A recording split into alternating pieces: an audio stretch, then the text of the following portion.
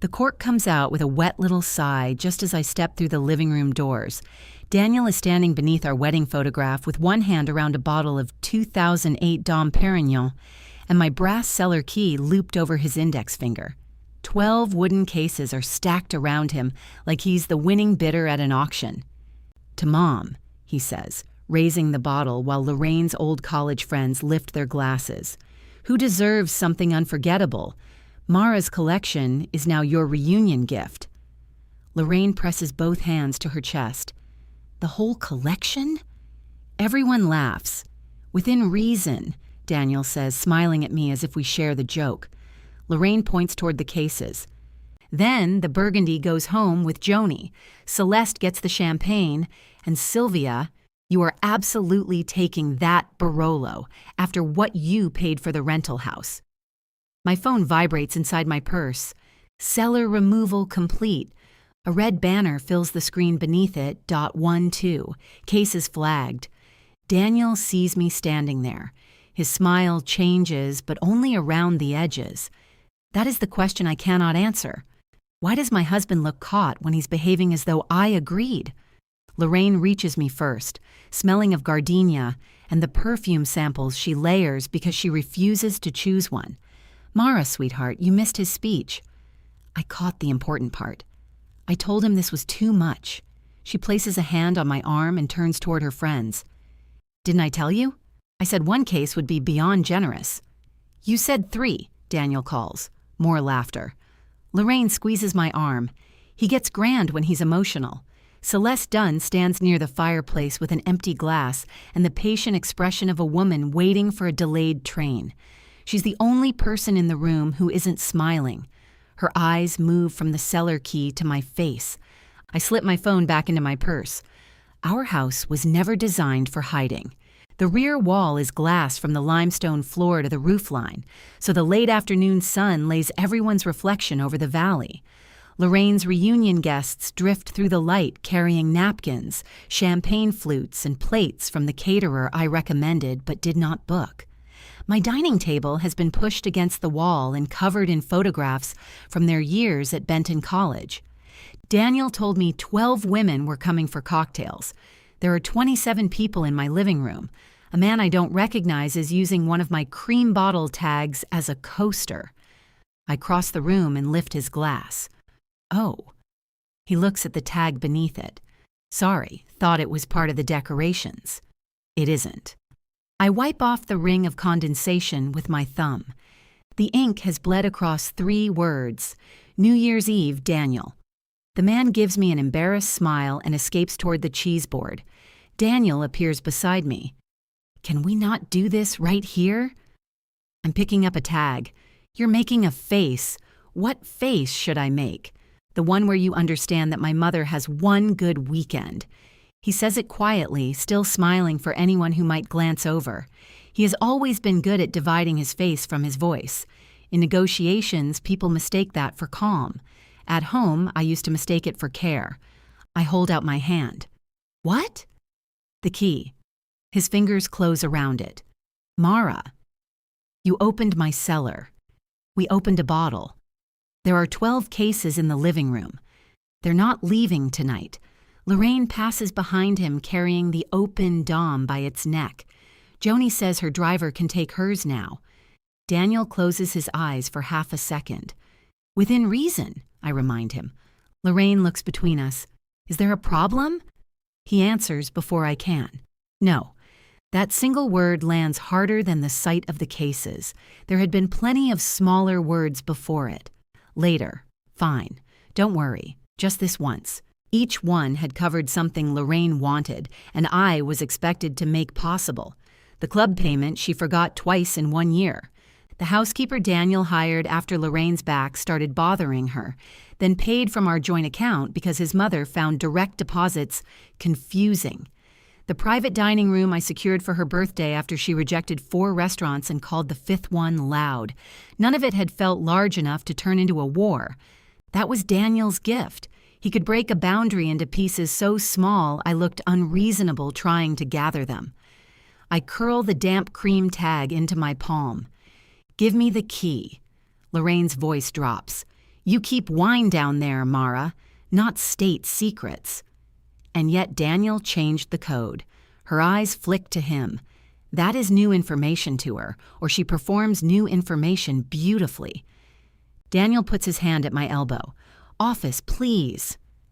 I let him guide me down the hall because Lorraine's guests are pretending not to listen, and because I need 30 seconds without seeing strangers choose among my bottles. The office door shuts behind us. Daniel releases my arm. I know how this looks. Efficient? I was going to talk to you. Before or after Joni's driver? He exhales through his nose. Mom was humiliated when the hotel canceled their tasting. Half these women flew across the country. The reunion was falling apart. So you gave them my cellar. I saved the event. With my collection. With wine we own. I look at him. Daniel tugs at his cuff. His shirts fit him too well for nervous gestures, but he always finds one. We're married. That sentence is doing a lot of work today. Oh, come on. You have more wine than we could drink in 20 years. I have inventory. You have a hobby with a database. I advise restaurants on Cellar acquisitions for a living. And those bottles aren't client property. I checked. There it is. Not an impulsive toast. Not a panicked visit downstairs after the hotel canceled. He checked. How? His jaw tightens. How did you check, Daniel? The list was open on your desktop. My desktop requires a password. You gave me the password for the plumber's invoice. Then you gave it to me. I stare at the man who once spent 40 minutes helping me write cream tags for a case of côte rôtie because he liked the stories behind the bottles. He had drawn a tiny crooked star beside one meant for our 10th anniversary. I'd kept the tag even after the ink faded. Did you read the notes? I ask. He looks past me at the window. Daniel. I looked at values and dates. The notes are between the values and dates. We can discuss the sentimental stuff later. Outside the office, Lorraine taps a fork against a glass. Daniel turns toward the sound automatically. I understand then that I am not the emergency in the room. Give me the key, I say again. I need to get through the toast. You need my cellar key for a toast? I need you not to walk out there and make my mother feel like a thief. She is assigning stolen property to her friends. His face hardens. That word is ridiculous. Then hand me the key. He slips it into his pants pocket. A soft cheer rises from the living room. Lorraine has reached the charming part of whatever story she is telling. Daniel touches the office doorknob. Give me an hour. Be gracious for 1 hour, and I will put everything back. You announced it was hers. It was a gesture. To whom? He opens the door. That depends on what you do next. He leaves me standing beside the desk where my computer sits closed. For a few seconds, I listen to the party through the wall. Lorraine is telling everyone Daniel was generous even as a young man. She describes him paying for a stranded friend's train ticket in college. I've heard the story before. She always leaves out that Daniel borrowed the money from her purse. I open my Cellar app. Each bottle has a barcode label no larger than a postage stamp placed on the back where it does not touch the winery label. The system is ordinary, almost boring. Scan a bottle out and the list checks its location, value, insurance category, and any hold note I've attached. The reunion removals glow red because all 12 cases contain bottles marked Personal Hold Transfer Requires Owner Confirmation. Daniel had to bypass 12 warnings. I tapped the access log. His code opened the cellar at 11:14 that morning. The caterer's assistant scanned the first case at 12:07. The last was logged at 2:42, 3.5 hours. He had time to reconsider between every case. I save the report to a private folder, change the app password, and deactivate his access code. Then I call Priya Shah, who manages events for the catering company. She answers on the 4th ring. Mara, I was just going to call. I didn't know this was at your house until I saw the glass wall. Did your staff move wine from my cellar? A pause. Metal pans clatter behind her. Daniel gave Ava a printed pull list. He said you approved it. Did Ava scan everything? Yes. Your system flagged it, but he said you'd clear the holds. Nothing leaves the house. Mara, not one bottle. If a guest takes one, I need the name and a signed receipt showing Daniel authorized the transfer. That is going to change the temperature in here. The temperature changed before I arrived. Priya sighs. Understood. I return to the living room as Lorraine finishes her toast. Daniel stands beside her, his arm around her shoulders. The open bottle has made it as far as the second row of guests. At least that one is gone. Wine cannot be poured backward.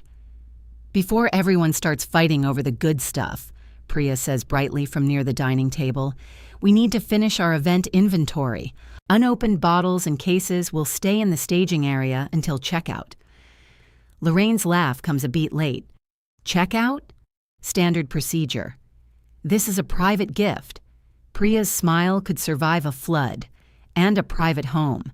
Joni, a silver-haired woman in a red pantsuit, lowers the wooden case she has been attempting to lift. Is there paperwork? Nothing dramatic, Priya says. Just confirmation from the owner. Every head turns toward Daniel. He looks at me. I do not smile. I do not rescue him. I take a fresh glass from the tray, pour myself sparkling water, and stand beside Celeste. Lorraine's face has gone still. Daniel. He sets down his champagne. There's been a mix-up with Mara's inventory system. The computer thinks the wine is hers? Celeste asks. A few people laugh before realizing she is serious. Daniel rubs the back of his neck. The system flags certain bottles automatically. All 12 cases? I ask. He gives me a look meant to remind me we will have to live together after these people leave. For the first time, that feels less like a warning and more like information. Lorraine walks toward me. She keeps her voice low, but the room has gone quiet enough to hear the ice settle in the water pitcher. You could have said something before I offered them. I arrived after you offered them. You could clear the list. I could. Her eyes sharpen. You're choosing this. Daniel steps between us. Mom, give us a minute. No, you told me it was handled. I thought it was. You told me she agreed. The room seems to tilt, although nothing moves except the bubbles in my glass. Daniel looks at his mother, not at me. Lorraine realizes what she has said. I mean, you said she would agree. No, Celeste says from beside me. Those are different sentences. Lorraine turns on her. Thank you, Celeste. You're welcome. Joni quietly sets her case back beside the others. That is the first return. Then Sylvia places 2 bottles on top of it. Someone near the fireplace carries over a wooden box and avoids looking at Lorraine. The movement spreads without discussion, guests returning what they had been assigned until the cases form a rough wall beneath our wedding photograph again. Daniel's mouth flattens. For one dangerous second, satisfaction warms my chest. Then Priya approaches and speaks close to my ear. One case is already gone. I look at the stack. There should be 4 cases of Burgundy. There are 3. Who took it? A man named Patrick loaded it into a black SUV 20 minutes ago. Daniel helped him. Across the room, my husband is taking the brass key from his pocket. He holds it out to me now in front of everyone, as if returning it is his idea. I take it. The metal is warm from his hand. Everything's back, he says. I close my fingers around the key and look at the empty space in the stack.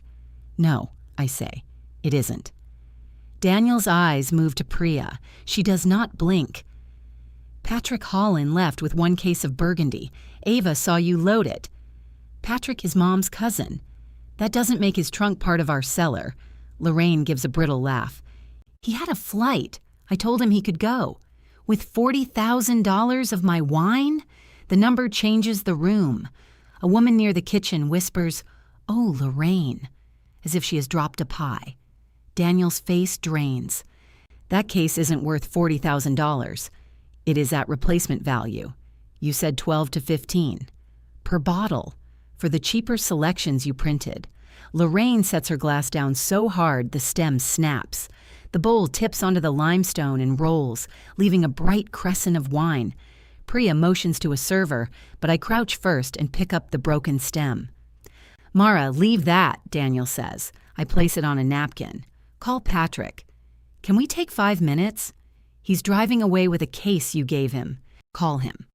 Lorraine steps closer. You will not speak to my guests as though they're shoplifters. Then you call him. He's family.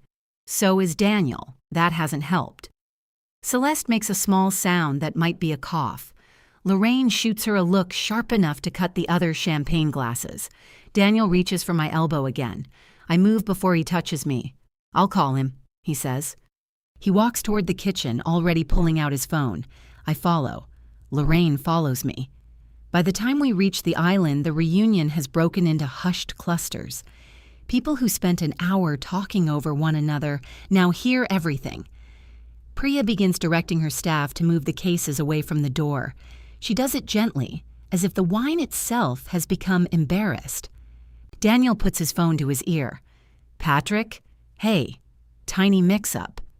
Lorraine folds her arms. No, the reunion's fine. Listen, that case we put in your car. He pauses. Right, I know. Mara's inventory has some insurance complication. I lean against the counter and watch him turn my refusal into bad software. Could you bring it back? Daniel asks. No, tonight. That would be best. Patrick's answer is loud enough to hear without the speaker on. I'm already on the interstate. Daniel glances at me. How far? Another burst of sound. Okay, turn around at the next exit. Lorraine mouths. Let him go. I look directly at her. Daniel rubs his forehead. Because it isn't cleared to leave the house, Pat. Yes, I understand what I said. I was mistaken. His eyes close. No, Mara is not making me say that. Patrick apparently has several opinions about me. Daniel listens to them in silence. That silence tells me more than the opinions. I'll meet you tomorrow, he finally says. Keep the case indoors, away from heat. Don't open anything. He ends the call. Where is it? I ask. He's going to his hotel in Richmond. I'll drive out in the morning. I'll come. You don't trust me to bring home a box? I trusted you with 12. Lorraine places both palms on the island. You have made your point. I'm trying to recover it. You walked into my reunion with a police attitude. It's my living room. It became my reunion when you agreed to host. I agreed to cocktails. Daniel steps between us. Enough. His voice has the old authority in it, the tone that used to make vendors stop arguing and contractors check their measurements. Lorraine and I both go quiet. He sees that it worked and mistakes silence for control. We're going to finish the evening, he says. The wine stays here. I'll retrieve Patrick's case tomorrow. Mara, you and I will discuss this privately. Your mother told everyone I agreed. His jaw tightens. She misunderstood. Lorraine looks at him. I did not. They hold each other's eyes. There it is again, that small shift in the floor. Daniel had lied in 2 directions, assuming I would protect him from the collision. Celeste appears at the end of the island wearing her coat. I'm leaving. Lorraine's posture softens at once. Celeste, please, we're cutting the cake. I've had enough cake in my life. You flew in for this. I flew in to see you. I have. Celeste reaches into her handbag and sets a cream tag on the counter beside me. Golden Anniversary, Daniel and Mara. A faint oil stain darkens one corner. This was tied to my case, she says. I thought you'd want it. I pick it up by the cotton string. Daniel stares at the tag. His handwriting is underneath mine, the word finally followed by a crooked star. Lorraine looks away first. The party lasts another 43 minutes. I know because I watched the time on the oven clock. There is no more toast. The caterer cuts the lemon cake into generous squares and boxes, most of them untouched. People hug Lorraine at the door, carefully avoiding me, the cases, and the subject of wine. Joni shakes my hand. I didn't know, she says. I know. She hesitates. For what it's worth, I told Lorraine the hotel tasting was a bad idea. They wanted a deposit. Lorraine calls her name from the foyer. Joni presses her lips together and leaves. When the front door closes behind the last guest, Lorraine turns the deadbolt and leans against it like she owns that too. Well, she says, You got what you wanted. The house smells of melted candles, Brie, and spilled champagne. Priya's staff have lined the 11 remaining cases along the dining room wall. Ava, a young woman with a black braid and the exhausted focus of someone doing her job around people who cannot behave, scans the final bottle. I wanted my wine to stay in my cellar, I say, and now everyone thinks my son steals from his wife. Daniel is collecting abandoned glasses. He sets them into a plastic rack with more force than necessary. Mom, stop! Did you hear Celeste? She spoke to me like I was running some swindle. You did tell her Mara approved, because you told me it was yours to give. I said ours. You said, Mara won't care once she sees how happy you are. A glass slips from Daniel's fingers and knocks against another. Neither breaks. He looks at me. I believe that. You changed the code to keep event staff from wandering downstairs. The staff had the new code. I saw the access log. Ava suddenly becomes fascinated by her scanner. Daniel carries the rack toward the kitchen. We're not doing this with employees here. Priya comes in from the terrace. We're finished. I'll send the event report tomorrow. Lorraine's chin lifts. Send the invoice to me. Priya pauses. It is a lovely gesture. It would be lovelier if Lorraine had ever paid one of her own event invoices. To the address on the agreement, Priya says, that address is mine. I walk her to the door. She waits until we are outside, shielded by the heavy walnut panel.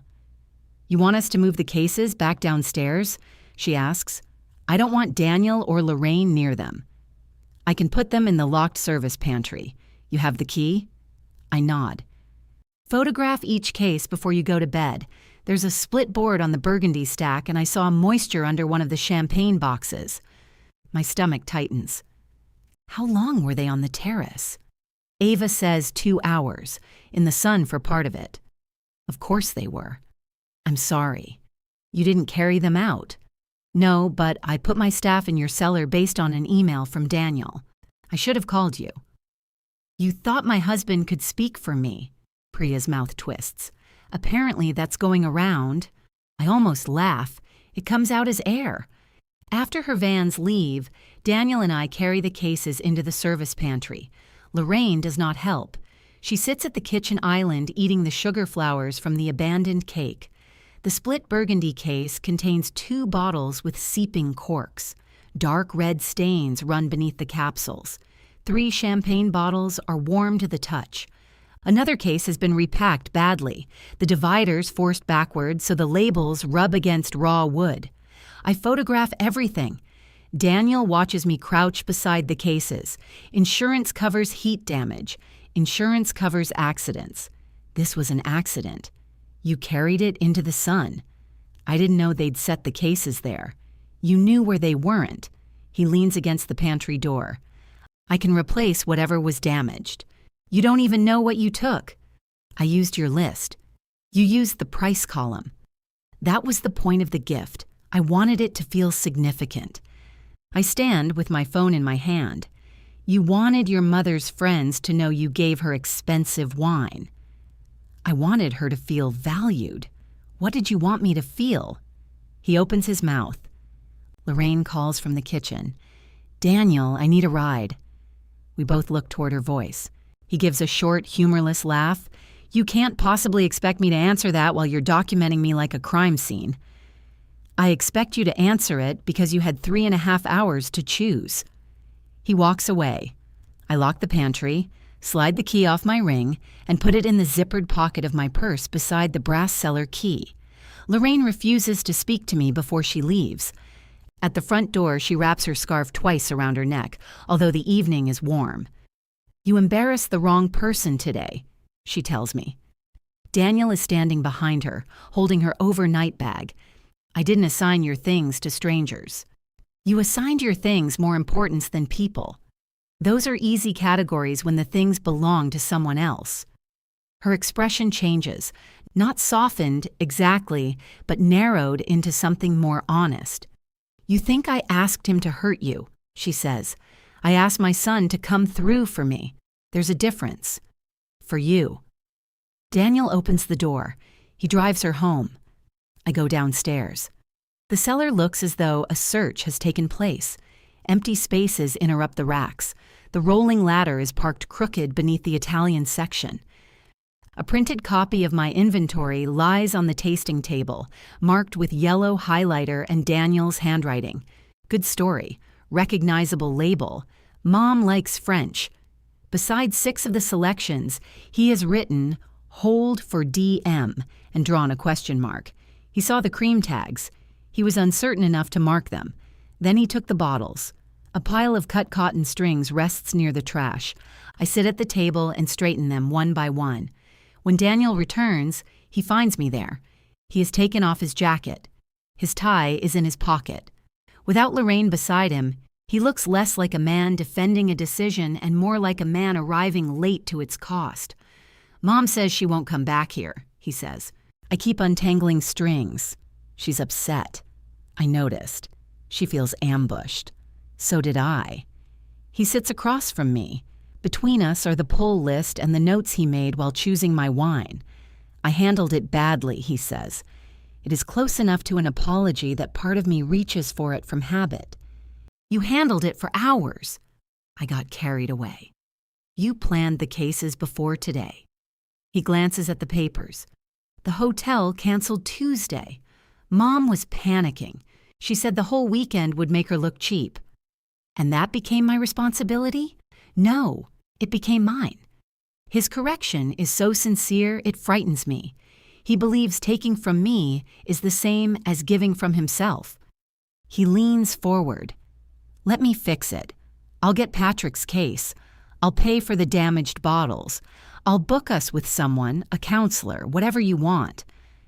"I want you to tell me why you lied to her." "I knew you'd say no." "Then you had my answer.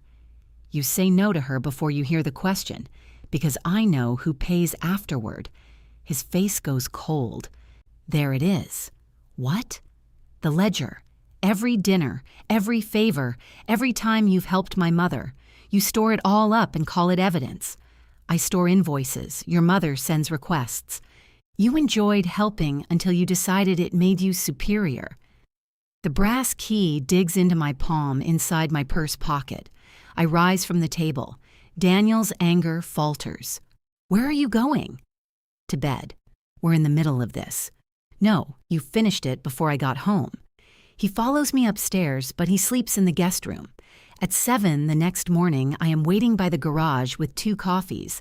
Daniel takes one without thanking me. We drive to Richmond in silence. Patrick meets us beneath the hotel awning wearing golf clothes and an offended expression. The case sits on a luggage cart behind him. "You could have saved me the trip," he tells me. "I wasn't going to steal it." Daniel reaches for the case. I stop him. "Open it." Patrick laughs. "Seriously?" "Open it." The hotel porter lifts the lid with a screwdriver. Inside, 11 bottles lie in their dividers. The 12th space is filled with a rolled bath towel. Daniel stares at it. Patrick shrugs. "We had a drink after the drive." I check the empty divider against the pull list. The missing bottle is the one marked Golden Anniversary, Daniel and Mara. Beside me, Daniel whispers, "I didn't know." I fold the printed list along the line of his handwriting. "Now you do," I say. Patrick glances between us. "It was wine, Daniel. You said it was meant to be enjoyed." "What did you open?" Daniel asks. "The French one." "They're all—" He stops and looks at the empty compartment. "What did the label say?" Patrick turns to me as if I might rescue him from a tedious conversation. "Something with a hill on it. We had burgers sent up. It was good." The bottle had come from a vineyard outside Beaune, where Daniel and I spent our 5th anniversary. The owner sold us one after dinner because Daniel made him laugh by trying to describe my perfume in terrible French. We had carried it home wrapped in 2 sweaters. For years, Daniel told people it was the first bottle that taught him patience. Now he takes out his wallet. Patrick steps backward. "What are you doing?" "What did the wine cost, Mara?" "I don't want cash in a hotel driveway." "Mara, replacement value is about $6,000. Patrick's face loosens in disbelief. For one bottle? You drank it with a burger, I say. You tell me. He turns to Daniel. You gave it to me. Daniel's wallet remains open in his hand. Put that away, I say. If you pay for him, you'll do exactly what you always do. Patrick bristles. I can afford my own mistakes. Good. Priya will send you the transfer receipt. It will show the bottle and its value. You and Daniel can decide which of you authorized what. This is insane. So was taking a case from a woman you'd barely spoken to. You walked in acting like I stole the silver. You left before I could speak to you at all. Patrick looks at Daniel for support. Daniel studies the case. I told you to bring it back unopened, he says, after you put it in my car and called it a gift. They stand there with the luggage cart between them, each waiting for the other to become the guilty one. I take the pull list from Daniel, make sure the remaining 11 bottles match, and photograph the case. The hotel porter helps me secure the lid. On the drive home, Daniel grips the steering wheel with both hands. I'm sorry about that bottle. I watch rows of warehouses pass outside the window. I mean it, he says. I remembered it as soon as you said the value. You remembered the price? The trip. What color was the tag? He glances at me. The tag you cut off before you put the bottle in the case. I didn't cut the tags. They were in a pile. Ava must have. Ava scanned barcodes. She didn't choose bottles. He returns his eyes to the road. I don't remember a tag. That's the problem.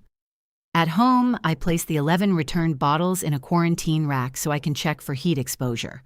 I leave the empty 12th space between them. Daniel hovers at the cellar door until I shut it. The next morning, I open a checking account in my name and redirect my consulting payments. I do it from the dining table while the housekeeper, Rosa, vacuums cake crumbs from beneath Lorraine's photographs. Daniel comes in wearing running clothes. What's all this? I turn the laptop so he can see the joint account statements. Your mother's housekeeper, club dues, grocery deliveries, car service, and last month's plumber came to $4,800. He bends over the table. The plumber was an emergency. So was the car service. She had that dinner. She has a credit card. She hates putting large amounts on it. I hate discovering them in our account.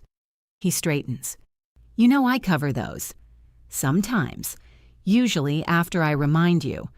I'll transfer the money today. I've removed the household expenses for her condo from our automatic payments. I sent you the list. His face changes. You canceled Rosa. Here, yes. Rosa switches off the vacuum. I look toward her. I'm sorry, I meant Lorraine's Wednesday service, not ours. Rosa nods slowly. Mrs. Vale told me yesterday I should come Friday too. She's having visitors. Daniel can arrange that with you. He rubs the bridge of his nose. Could we discuss my mother without involving everyone who walks through the room? Rosa winds the cord around the vacuum. I walk through many rooms, Mr. Vale, usually because someone pays me. She carries the machine toward the laundry hall. A surprised laugh escapes me. Daniel does not share it. You're punishing Mom financially, he says. I'm stopping my contribution. To make a point. To stop making the opposite point. What does that even mean? It means every time we absorb her expenses, we tell her they belong to us. She's on a fixed income. She owns her condo. She belongs to 2 clubs. She orders groceries from a store that sells 7 kinds of truffle salt. She's still my mother. Then support her from your account. He stares at the statements. Fine. The word is angry, but he transfers the money. That is the first bill he pays without my reminder. The marriage counselor's office is above a dental practice and smells faintly of mint. Daniel chooses Dr. Aaron Brenner because a partner at his firm recommends him. On the first visit, Daniel sits forward on the gray couch and says we have different philosophies around shared property. Dr. Brenner looks at me. How would you describe it? My husband gave 12 cases of my wine to his mother after I refused to donate bottles to her reunion. I didn't ask you directly, Daniel says. You knew your mother did. I thought the request was unreasonable as presented, so you made a larger one without asking. Dr. Brenner lifts a hand before Daniel can answer. Let's slow down. Daniel, what did giving the wine accomplish for you? For me? Nothing. Then why do it? My mother needed help. What would have happened if you didn't help? Daniel shifts beside me. She would have been embarrassed. And what happens to you when your mother is embarrassed? His expression turns careful. I feel bad. Dr. Brenner waits. Daniel gives a short laugh. Is that the breakthrough? I don't like seeing my mother hurt. I expect the counselor to press him. Instead, he turns to me. What happens to you when Daniel feels responsible for his mother? I work. The answer comes so quickly that all three of us hear its truth. I list the reservations, payments, delivery windows, service calls, thank you notes, dietary spreadsheets, and apologies that have traveled through my hands. Daniel interrupts twice to say he handled some of them. Both examples are things he asked me to remind him to do. In the elevator afterward, he says, "You enjoyed making me look useless. You did most of the talking. I agreed to counseling. That should count for something. It counts as going to counseling. For the next few weeks, he tries. He pays Lorraine's expenses from his personal account. He retrieves my replacement estimates from 3 merchants and does not argue when I tell him money cannot reproduce provenance. He brings home takeout without asking me to order it. One night, he sits at the Cellar tasting table while I inspect capsules for seepage. I found another bottle from that vineyard, he says. Same vintage. It isn't the same bottle. I know. He sounds as if he might. Then Lorraine begins calling him during dinner. The first time, her kitchen faucet is dripping. The second, someone at her club has repeated a version of the reunion story. The third, she wants to know whether her Wednesday grocery order has been canceled accidentally. Daniel answers each call. By the fourth, he takes his plate into the office before the phone rings. Lorraine calls me only once. I've received Rosa's final invoice, she says. Then you have her number. She raised her rate. She was giving us a household discount. I am your household. Not on her invoice. A pause stretches between us. You're enjoying this, she says. I'm answering you. Daniel thinks you're making reasonable adjustments. That phrase came from the counselor, I assume. You'd have to ask Daniel. I know my son. He'll exhaust himself trying to prove he can meet every demand, and when he fails, you'll call that proof. Proof of what? That you never wanted a family. You wanted employees who loved you. The sentence finds a soft place because it is not entirely wrong. I like competence. I like plans that survive contact with other people. I have confused usefulness with belonging often enough to recognize the shape, but Lorraine does not get to use a wound as a key. Pay Rosa, I say, and hang up. 3 days later, Malcolm Russ cancels my contract for the new Cellar at Bellwether, the restaurant group that would have carried my schedule through winter. His email calls it a change in direction. His voice on the phone says more. I'm hearing there was a situation at your house, he tells me. What kind of situation? A private event became confrontational. Who told you? I'm not getting involved in that. You already are. Malcolm sighs. Lorraine introduced me to the Bellwether investors. She says you threatened guests over wine your husband donated. The wine belonged to me. I believe there are 2 sides. There were 12 cases. The inventory is simpler. This isn't about ownership. The investors are nervous about discretion. I look across my desk at the Bellwether plans, 6 months of tasting notes and storage calculations reduced to a neat stack of unpaid preparation. Did Lorraine ask you to cancel? She expressed concern. And you're protecting the investors from what? Accurate inventory. Mara, don't make this harder. He is using Daniel's voice without knowing it. I close the plans. Pay the termination fee by Friday. The fee covers less than a month of the work I turned away for Bellwether. When I tell Daniel, genuine horror crosses his face. She contacted Malcolm? Someone did. I'll call her. What will you say? That she crossed a line. Which line? The one that costs us money? That's not fair. Neither was the line when it only cost me. He grabs his keys from the bowl by the door. I'm going over there. Ask before you walk into her house. He stops with his hand on the knob. Then he leaves. He returns after midnight and sleeps in the guest room again. The next morning, Lorraine sends flowers. White roses, my least favorite, with a card that says, "Misunderstandings grow when private matters become public." I drop them at the club's reception desk with her unpaid dues statement tucked inside the envelope. It is petty. It also feels wonderful for almost 9 minutes. Then I come home to find Daniel in the cellar with a man holding a clipboard. The brass key is still in my purse. Daniel has used the emergency mechanical override from the utility cabinet. "What are you doing?" The man looks from Daniel to me. "I'm Neil Parson, Vale Residential. Mr. Vale requested an informal valuation." "Of the house?" Daniel dismisses him with an apology and walks him upstairs. When he returns, I am holding the printed inventory he left on the tasting table after the reunion. "I wanted to know our options," he says. "Our options for what? If this keeps escalating, maybe we sell, clear the damaged wine claim, reimburse you, reset." Reset where? I don't know. With Lorraine? His eyes flash. "Mom is terrified you're going to sue her." "For what?" "The wine, the contract, emotional damages. She doesn't understand what you're planning because you won't tell anyone." "I'm separating expenses. You changed the locks on half our financial life. I removed your access to my business account. We're married." I look at the yellow highlights on the pull list. That sentence again. He sits on the edge of the tasting table. "I told Mom that if we sell, I'll make sure she isn't hurt by this." How would selling our house hurt her? "She thinks you'll demand repayment for everything we've covered. Will you?" "She can't afford that." That wasn't my question. He gets up. "I'm trying to keep this family from tearing itself apart." "You keep calling it a family when you mean a system that sends me the bill." His phone lights on the table. "Mom." Below her name is the preview of her latest message. "Celeste knows you promised me the house proceeds. Call me." Daniel snatches up the phone, but I have already read it. He goes still.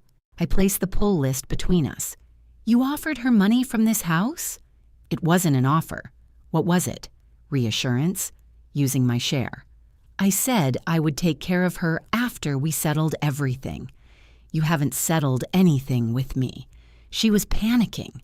So you gave her something that wasn't yours yet." He looks toward the empty place in the anniversary rack. The pattern is so complete it almost feels kind. I take my phone from my pocket and call Neil Parson before Daniel can speak. "Mr. Parson," I say when he answers, "I'd like to schedule a formal appraisal. This time, both owners will be present. Neil can return Thursday at 10. When I end the call, Daniel is still standing across the tasting table with Lorraine's message glowing in his hand. "You didn't have to do that," he says. "You invited him first." "For information. Now we'll both have it." He looks around the cellar, the empty rack spaces, the quarantine bottles, the cream strings I have gathered into a glass dish. He reaches toward one of them, then stops. "We don't have to sell. You told your mother we were selling." I told her it was one possibility and promised her proceeds. I said I would help her if we separated. With what? My money. "You don't know which part is yours." "I know roughly." Roughly is how my wine ended up in Patrick's hotel room. He puts his phone in his pocket. "You keep making everything the same offense. You keep making the same offer." The doorbell rings upstairs. Daniel looks toward the ceiling. "Are you expecting someone?" "No. It is Celeste. She stands on the front step in linen pants and a raincoat, although the sky is clear. In one hand, she holds a bakery box tied with blue string. In the other, she holds her phone. "I brought a peace offering," she says. "For whom?" "You, if these are still good. Me, if they aren't." The box contains almond cookies. We sit at the kitchen island where Lorraine ate sugar flowers after the reunion. Daniel remains standing. Celeste does not remove her raincoat. "Lorraine called me this morning," she says. "She believes I've taken sides." "Have you?" Daniel asks. "Yes." His eyebrows rise. "My own." She opens her phone and places it on the island. A message thread fills the screen. Lorraine's name is at the top. 3 weeks before the reunion, Lorraine had sent Celeste a photograph of the Cellar list. The picture was crooked, taken from Daniel's laptop. Yellow highlights crossed the same bottles that later appeared in the living room. Daniel is finally taking charge, Lorraine had written. Mara hoards beautiful things for imaginary occasions. He says it's time we actually enjoy them. Celeste's reply read, "Does Mara know?" Lorraine had answered with a laughing face. Daniel sits down. I scroll carefully. You had the list 3 weeks before the hotel canceled. Lorraine's next messages describe the reunion favors, the cases, and which friends deserved which wines. Celeste repeatedly suggests that 1 good bottle per table would be plenty. Lorraine writes that Daniel wants to do something unforgettable. "You told me Tuesday," I say. Daniel rubs both hands over his face. She'd been talking about the wine before then. This was planned. Not 12 cases. The hotel cancellation changed the scale. Celeste looks at him. "Daniel, your mother sent me the picture because she wanted me to envy her." He lowers his hands. "Why didn't you tell Mara?" "Because I thought it was ugly bragging, not a shipping manifest. The answer is not heroic. That is why I believe it." Celeste sends the thread to me and picks up one of the cookies. "I won't forward it to anyone else," she says. "I'm not interested in becoming evidence at Thanksgiving." "There won't be Thanksgiving," Daniel says. Celeste bites into the cookie. "There's always Thanksgiving. The only question is who has to cook." A laugh catches me off guard. Daniel pushes back from the island. "You two seem to be enjoying this." Celeste brushes crumbs from her fingers. "I have known your mother for 46 years. I can love her and still recognize the moment she is driven through someone's front wall. She's scared. She's usually scared. That doesn't make everyone else furniture." Daniel walks to the window. Celeste reties the bakery box. Before leaving, she touches my wrist. "For what it's worth," she says, "Lorraine didn't think you would agree. She thought he would make you live with it." Daniel hears her. His reflection in the glass stiffens. Thursday morning, I place 4 things on the Cellar tasting table: the brass key, the altered access log, Celeste's message thread, and the 12-case inventory report. Neil arrives carrying a laser measure and a clipboard. Behind him comes Lorraine. She's wearing a navy suit and the expression she uses with maitre d's when a reservation has gone missing. "What is she doing here?" I ask. Daniel sets his jaw. "Mom wanted to talk." "During an appraisal?" "I thought we could resolve everything at once." Lorraine gives Neil a gracious smile. "Family business. We'll stay out of your way." Neil looks at me. "Would you prefer I reschedule?" "No, measure the house." He begins upstairs. Lorraine walks into the cellar without asking. She pauses at the quarantine rack, where the returned bottles lie beneath small orange inspection tags. "So this is where all the happiness lives," she says. Daniel closes the door behind us. "Mom has offered to repay the damaged wine over time," he says. "With what money?" I ask. Lorraine's mouth tightens. "My finances are none of your concern. They become my concern each month. I can surrender my club membership." The word surrender does the work of making her a prisoner of war. Daniel pulls out a chair for her. She does not sit. "I spoke to Malcolm," Lorraine says. "I told him the situation was exaggerated." "Did he restore the contract?" "He said the investors had already moved on." "Then you did not repair anything." I corrected the impression. "The correct impression is that you interfered with my work." I was upset. And Daniel was emotional. Patrick was thirsty. Every person has a reason. Daniel points toward the documents. "What is all this?" "The cost of your reasons." I show him the access log, the code change, the warnings bypassed, the 3.5 hours of removals, then Celeste's messages, sent before the hotel cancellation. Finally, the inventory. 11 bottles from Patrick's case came back. 2 burgundy bottles show seepage after heat exposure. The champagne case must be held for months before I can assess it properly. Labels on another case have been scraped or stained. 9 cases are intact, 3 are not. Lorraine barely looks at the report. And how much will make you whole? There isn't a number. There is always a number with you. Then why didn't you pay it before taking the wine? Her eyes flash. Because my son told me it was his. Daniel flinches. I turn to him.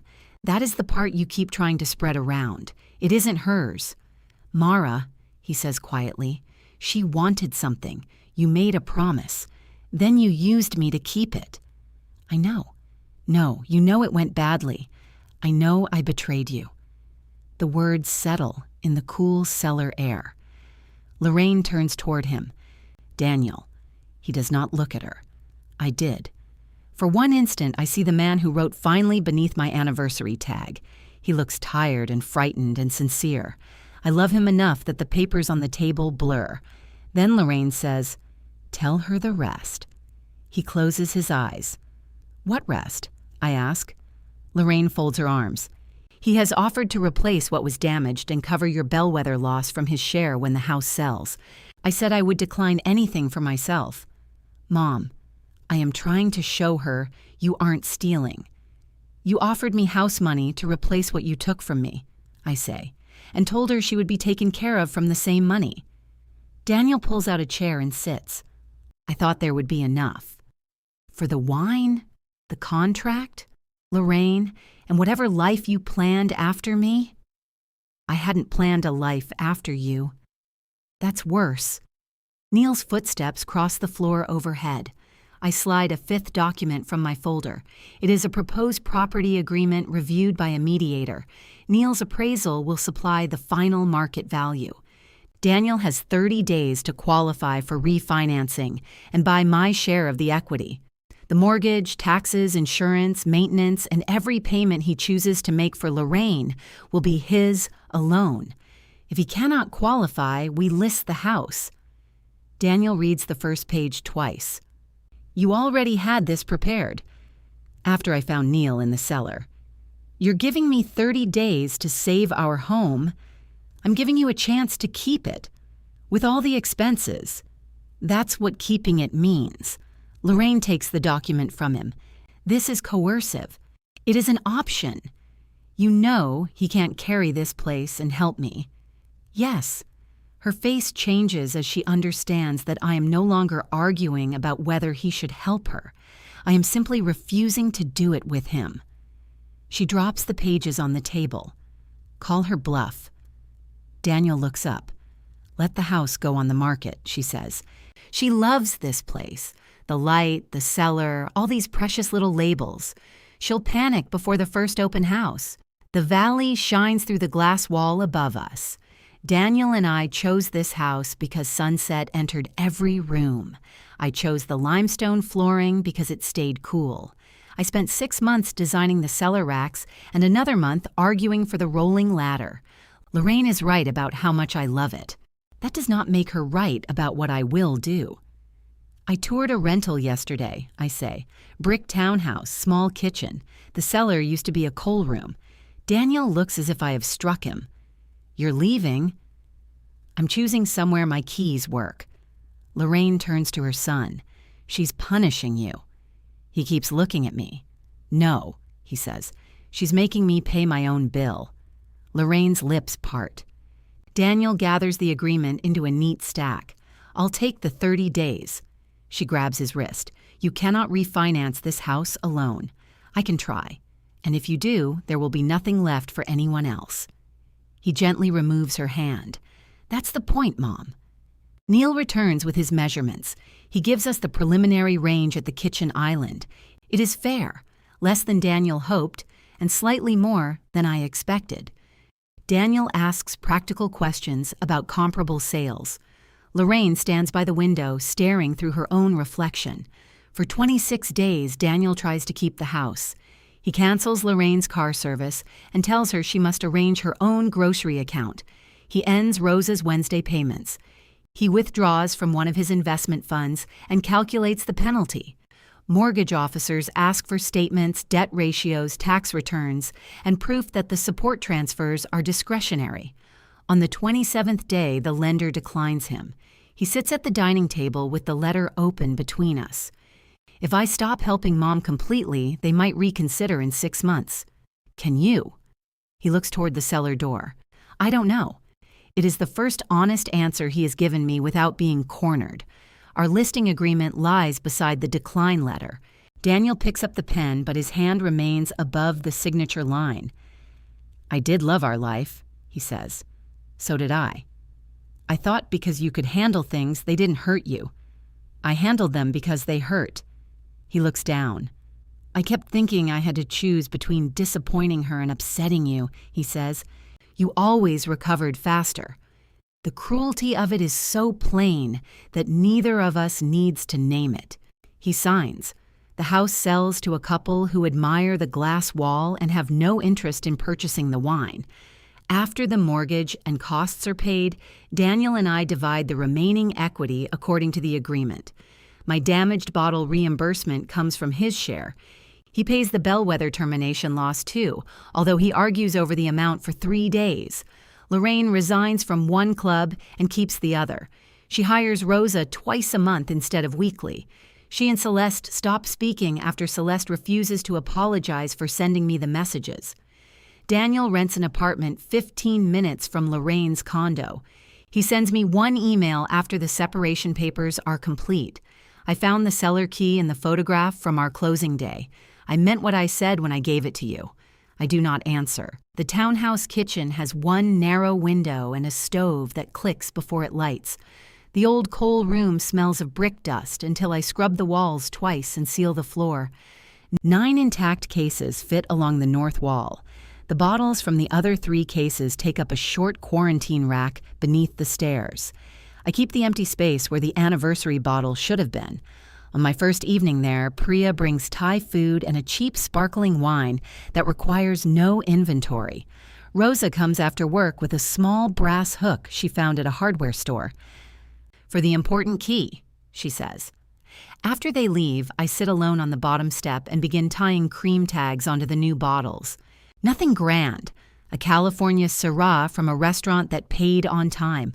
A Riesling Celeste sent without a note. The sparkling wine Priya and I failed to finish. On that tag, I write first night. I lock the cellar door. The old brass key turns once, smooth and certain. Then I slip it into my own pocket.